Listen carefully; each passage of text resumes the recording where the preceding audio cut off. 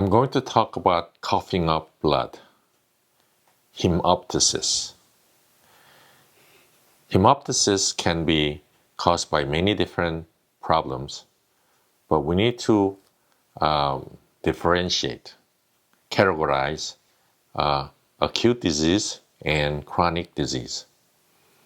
Acute means like few days. You cough up maybe 1 or 2 times and you had it for like less than 1 week. Then most likely it's not really serious disease. I would think that maybe you had some inflammation in the throat, maybe bronchus or nose, anywhere near here that you could have severe coughing and maybe cut, and then there is bleeding.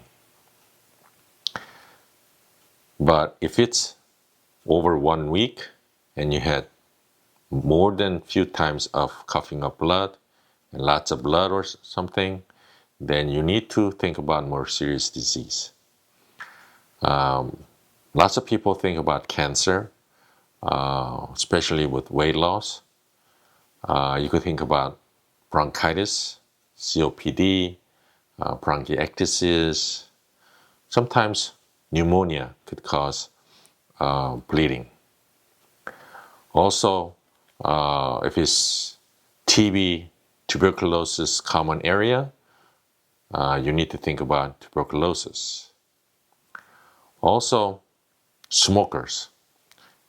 Just smoking sometimes irritates the bronchus, and you could have coughing, severe coughing, and then cough up some blood. So you need to stop smoking. Also, if you take aspirin, Coumadin, heparin, the blood thinners, sometimes you could have bleeding, coughing up blood when you cough severely. So you need to take chest x-ray. You must take chest x-ray, and you need to consult your doctors.